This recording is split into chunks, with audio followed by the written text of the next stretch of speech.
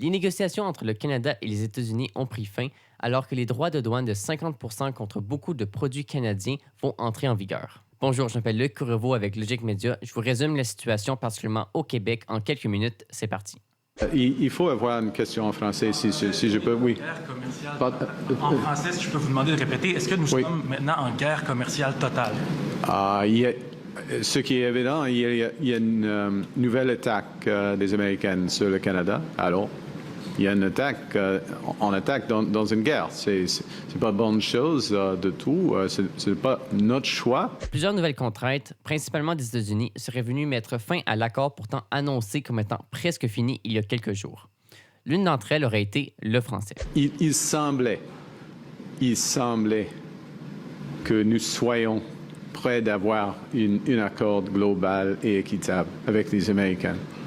Mais ils ont changé, y compris les menaces contre la langue française et la culture québécoise, la culture canadienne.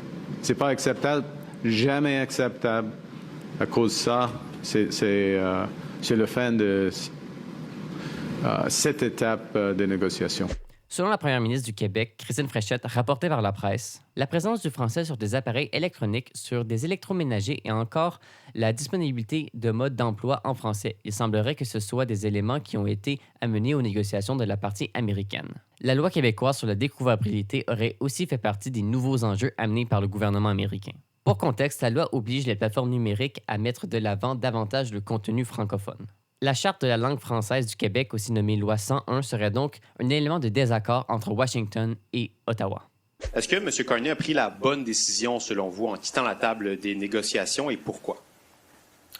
Bien, suivant les informations que l'on a, c'est que la souveraineté du Canada, ici, ce qui la caractérise, était objet de négociation, en fait. Du côté américain, il y avait volonté de négocier. De ce côté-là, sur des enjeux qui affectaient la souveraineté du Canada. Notamment, je pense à la définition de nos politiques en matière de tarifs. Et il y avait des lignes rouges à ne pas dépasser. Elles ne l'ont pas été. Mais il y avait une volonté de mettre encore plus d'éléments en négociation dans les derniers moments de la négociation, de la discussion. Et je pense que c'était la bonne chose à faire. Plusieurs annonces ont d'ailleurs été faites par la première ministre. Après une rencontre avec ses ministres, Mme Fréchette a annoncé 2 nouveaux programmes d'aide qui commenceront dès la semaine prochaine. Le premier vise les manufacturiers faisant plus de 2 millions de dollars qui sont touchés par des droits de douane de 25 et plus. Les compagnies pourront obtenir des liquidités et le droit à un moratoire pouvant aller jusqu'à 24 mois pour le remboursement, c'est-à-dire un délai avant qu'ils aient à payer. Ensuite, le deuxième programme vise les PME, c'est-à-dire les petites et moyennes entreprises ayant un chiffre d'affaires entre 1 et 2 millions de dollars. Elles pourront obtenir un prêt allant jusqu'à 150 000 avec, encore une fois, un moratoire ici d'1 an pour le remboursement. Les prêts devraient d'ailleurs être sans intérêt. Lors du point de presse tenu ce samedi, le ministre de l'Économie, Bernard Drinville, a expliqué que les PME qui auront droit à ce programme sont les entreprises touchées par les tarifs, mais aussi les entreprises qui fournissent ces mêmes PME. Par exemple, lorsqu'une entreprise fournit en bois une autre entreprise qui exporte vers les États-Unis, elle aura aussi le droit aux avantages de ce programme.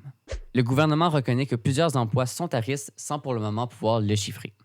D'ailleurs, après un doute sur le sujet, on a appris que les alcools américains ne reviendront pas pour le moment dans les SAQ. Le gouvernement continuera aussi à pénaliser les entreprises américaines dans les appels d'offres publics. En d'autres mots, le gouvernement rendra plus difficile et acceptera moins les contrats d'entreprises américaines pour ses projets de construction, de gestion, etc. Christine Fréchette a pour autant précisé que l'idée de faire pression avec l'électricité d'Hydro-Québec vendue aux États-Unis n'est actuellement pas sur la table.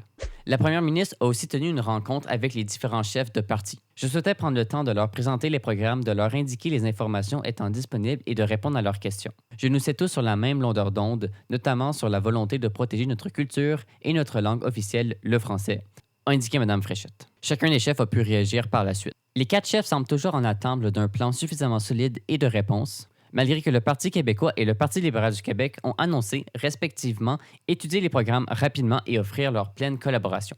Dans ce sens, Paul Saint-Pierre Plamondon, le chef du Parti québécois, et Éric Duhaime, chef du Parti conservateur du Québec, ont tous deux déclaré que les partis étaient alignés sur ce sujet. C'est pas le temps de commencer à montrer des failles dans le bouclier québécois. Au contraire, je pense qu'il faut démontrer un front uni et c'est un peu ce qu'on a fait aujourd'hui. Évidemment, il y a des petites nuances là, parmi nous, là, mais de façon générale, je pense qu'on est tous contre le protectionnisme américain de l'administration actuelle et je pense qu'il faut l'exprimer de façon forte tous ensemble. C'est ce qu'on a fait aujourd'hui. Cela étant dit, il va quand même y avoir une campagne électorale. Ça ne sera pas évidemment le seul enjeu de la campagne.